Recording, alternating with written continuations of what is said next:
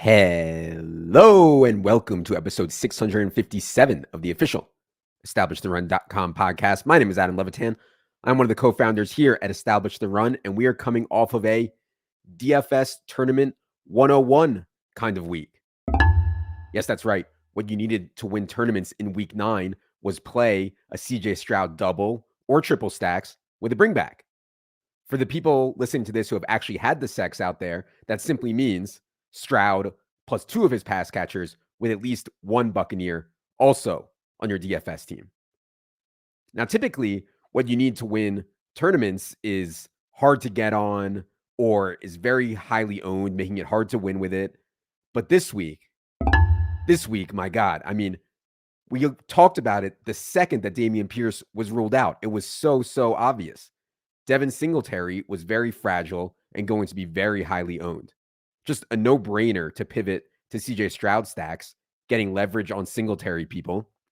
And on top of that, without Dameon Pierce, the Texans were more likely to bump their pass rate. And on top of that, the Bucs are very good. Bucs defense is very good against the run, funneling targets to the air. And CJ Stroud was coming off of 2 down games, meaning people could be hesitant to click him. Now, of course, things don't always play out according to what quote unquote should happen. But in this case, the scenario I just described hit at like the 99th percentile outcome. CJ Stroud goes off for 470 passing yards and 5 touchdowns at just 4% ownership in the $333 buy-in on DraftKings. Devin Singletary was 20% owned in that contest. Tank Dell was just 3%, even though he was loosely in play for cash, I thought. Nico Collins was only 15%. Dalton Schultz was 6%. And to cap all this off, you know, sometimes you get a big hit like this with a stack and you play the bring back and the other side doesn't do anything. To cap this double or triple stack off, Rachaad White and or Cade Otton on the other side, they go nuts also. So just a perfect storm. And I know what you're thinking right now. You're thinking, Adam, this is GPP Bro 101. You, Adam, as our humble king GPP bro, you must have played this and gotten rich, right? You won millions. This is your final podcast ever. This is the final announcement before you get on the yacht with a bevy of 20-something female Russian tennis players, right? Alas, no. I only had 2 GPP teams this week, 1 Derek Carr team, 1 Lamar Jackson team. Honestly, don't really know what happened. It's all a blur. I'm pretty sick over it. One thing I think is that if I had more GPP teams in week 9, I would have had a Stroud team in there. You know, probably wouldn't have had the exact perfect team, probably wouldn't have won, but not to have it at all is just a total punch in the cock. And I know what's going on. I'm just so focused on cash. I've been getting really good and big-ish action in the FanDuel head-to-head streets the last few weeks. And tournaments are just an afterthought. And that's not what I want to be doing. I've been trying to concentrate / focus more on my tournament game the last 2-3 years. I think I've done a decent job of that, but it's just been kind of getting pushed to the back burner this year. So in the wake of this CJ Stroud tilt, I am committing publicly to no fewer than 4 tournament teams a week from your humble narrator. You know, hopefully more, but 4 just has to be the minimum. So that's it. A couple other quick things to get to. First, this quote unquote story broke on Reddit last week. The headline on Reddit posted by some user says, and I quote, "Guy in my league is offering Tony Pollard for Christian McCaffrey, and I get to bang his wife 1 time." Guy goes on to say that the Pollard owner is 3-5. He's desperate to get a win. He's desperate to win the championship of their league. Says the Pollard's owner's wife has, quote unquote, huge tits and, quote unquote, I've always fantasized about her. His question to the Reddit community was, is it worth throwing my chances to win the championship out the window? The guy with CMC was 7-1. Is it worth throwing out his likely title hopes for a chance to bang this other guy's wife? I would say that no less than 500 people sent me this Reddit post. I'm not exaggerating. Emails, text, DMs, people tagging me on Twitter. It was like I just had a kid or something, and my phone was just blowing up with notifications. And quite frankly, that concerns me. When they see a story like this, the first thing they do, the very first thing, is think of me. Oh, this is really fucking sick and twisted and perverse. I have to send it to Adam.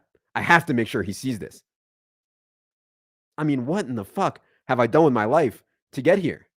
And I know I've brought it on myself with all the jokes, but it's still really disturbing. Anyways, this story is very obviously fake to me, but I'll play along. If you want to see what happens in a situation like this, letting other people bang your wife or whatever, if you want to see what happens in a situation like this, watch the 1993 classic film Indecent Proposal with Robert Redford, one of my favorite actors ever. Shout out to The Sting, Demi Moore, and Woody Harrelson, one of my favorite humans ever. They're all starring in Indecent Proposal. You got to watch it. Obviously, there is no amount of money or fucking fantasy football championships this is worth. This is worth. It's just not. If your wife agrees to this, you probably should be asking for a divorce anyway. And so, even if she goes through with it or whatever, you spend the rest of your life thinking about, oh, my wife liked this other guy better. She wants to be with him. He's got a bigger cock. I mean, who the fuck knows? And you can't live like that, right? You'll end up in a mental institution. And then for the guy who has Christian McCaffrey, I mean, come on, man. We're not banging our friends' wives. That's not it, man. So it's enough already with this fake quote unquote news. One more thing here. So I haven't had much time to play tennis lately, but for a bit, I was playing around one time a week with this guy, Drew Shore. He's a former NHL player from Denver. Used to play for the Panthers, the Flames, the Canucks. So he recently retired. I'm decently better than him at tennis, but he's also like fucking 30 or 31 years old or something insane. And he's not far removed from being an actual pro athlete. So he's in ridiculous shape. He's obviously very athletic. But anyways, so we were betting on every match, every time we played tennis. I won probably, I don't know, 6 or 7 matches in a row. And ever since the first match, I was begging him to take a handicap. I thought him starting 15 love every game would have been fair, but he refused to take a handicap. Instead, what Shore wanted was that if he ever beat me, I would promote his podcast. And believe me, there is nothing I fucking hate more than giving out unpaid advertising. So I'm not happy about this. But he did eventually beat me recently. And when I lose a bet, I always pay it. I mean, that's one thing about gambling and the gambling world that I love. One welch, one shady thing, and you're done. So anyways, I actually think some of you may be interested in the pod. When Shore retired, he became an agent, a sports agent. I think he's repping mostly NHL players. The podcast is about retired players and what they're doing in business after their playing career. He had Justin Pugh on, former Giant guard, Christian Ponder, the former quarterback. So check it out. It's called Betting the Limit. Leave Drew a 5-star review on iTunes with the comment that he's really bad at tennis and losing to him in tennis was a top 9 most humiliating moment in my life. All right. Need to get to listener questions, but before I do, have to again shout out Dink, Gallagher, the entire NBA team. Sounds insane, but I really think very few or no one on earth is doing what they're doing in terms of projecting NBA players in every category every day. I'm actually hesitant to say their official record in props this year because it sounds fake, but I'll do it anyway. They're 69 and 29 for a 28.8% ROI since the season started. Beyond insane. So if you're at all interested in NBA, DFS, or NBA props, definitely check out the NBA stuff on Establish the Run right now. All right. Enough is enough. Let's get to everyone's favorite portion of the program, the listener questions. Producer Luke, hit the theme music.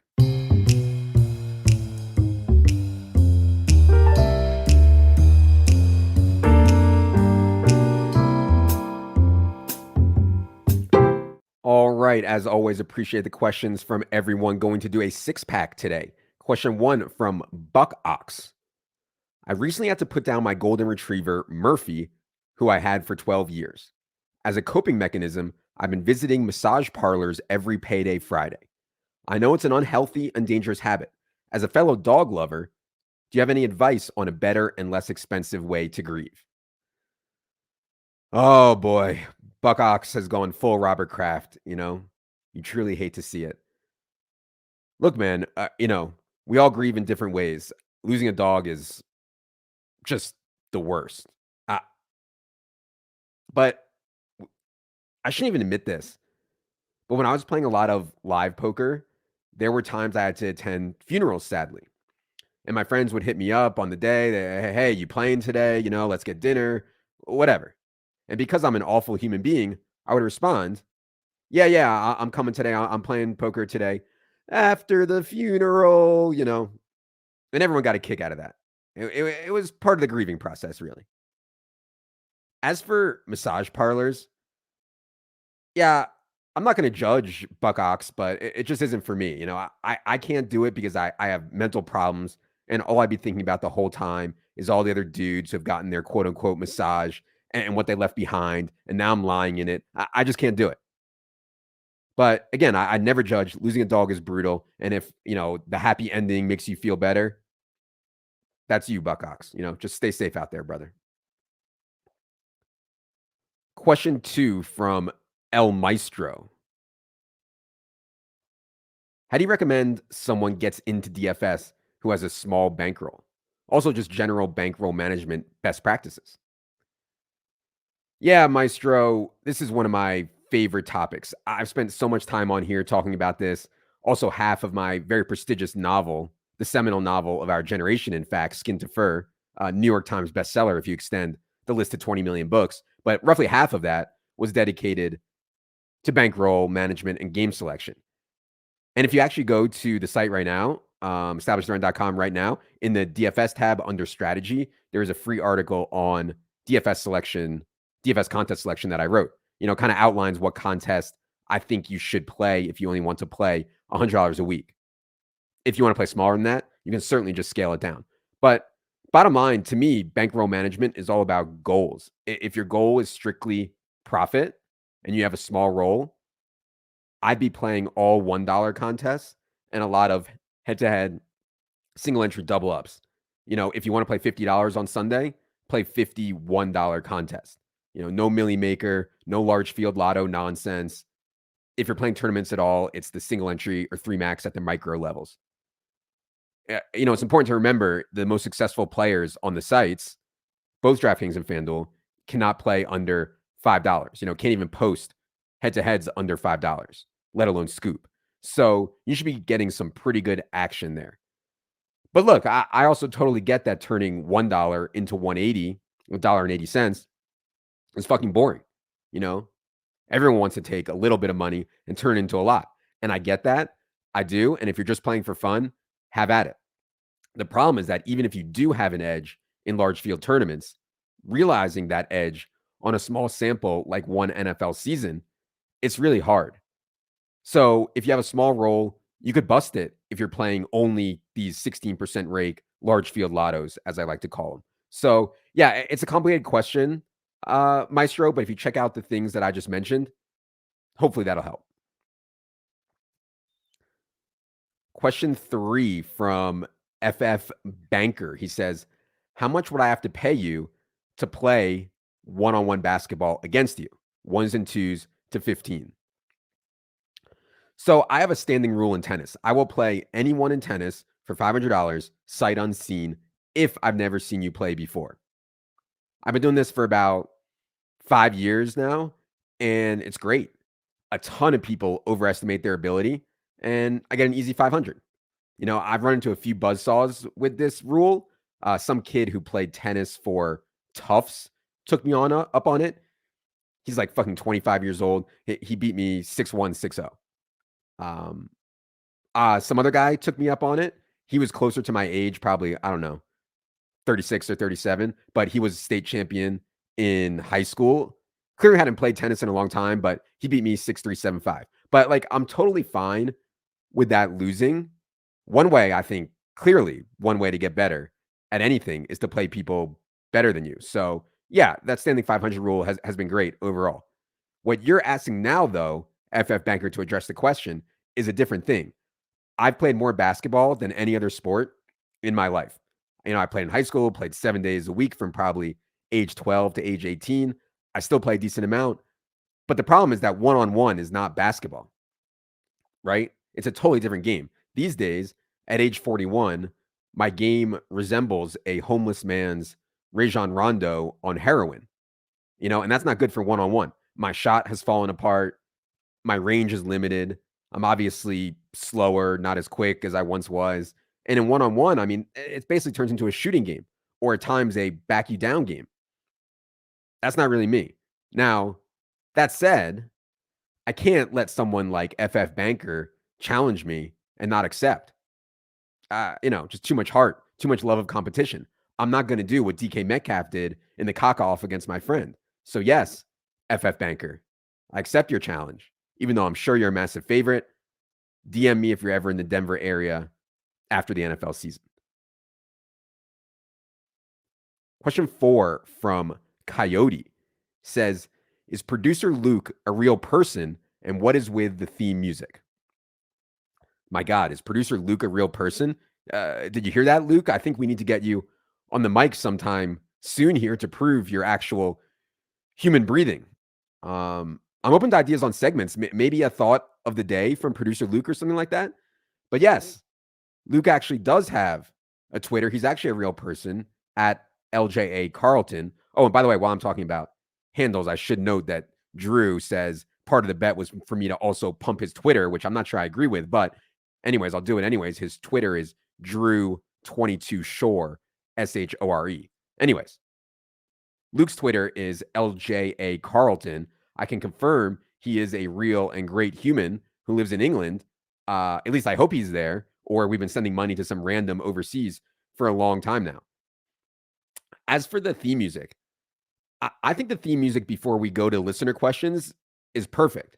However, I am open to a new intro/outro song.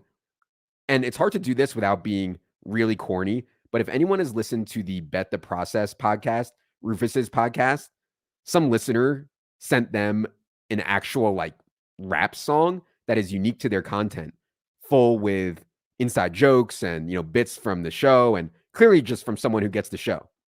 And it's actually a really good rap. I actually like it. But I'd love to have that for our podcast. It's definitely harder than it seems to execute. If anyone out there has any ideas, though, happy to listen. And if we end up using yours for the intro, outro, happy to compensate you.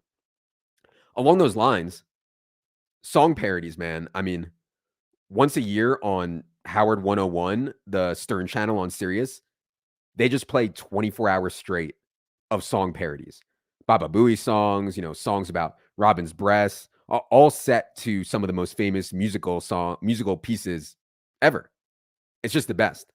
Maybe we should forget about all this fantasy football nonsense and go full-blown monetization of song parodies and laughs.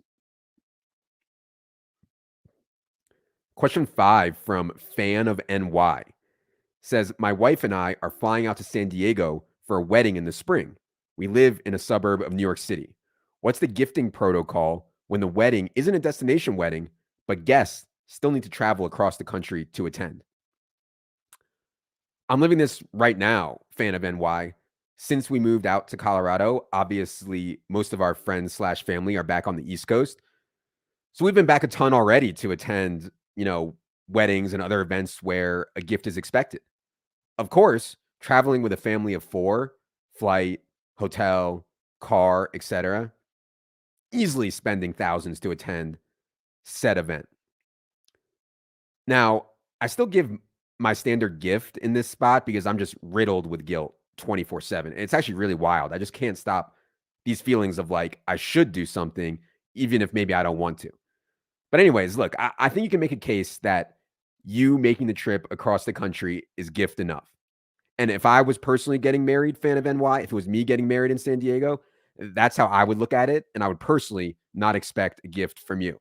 But I'm sure many others would disagree. So I'd honestly probably just try to estimate how much you cost them. Maybe the wedding cost was $150 a person for the venue, food, alcohol, or something like that. I have no fucking idea. I've spent 0 seconds preparing for my wedding. Just showed up awaiting the sex. But yeah, if that's the case, if it was 150 ahead, then 300 would be my suggestion for you and your wife.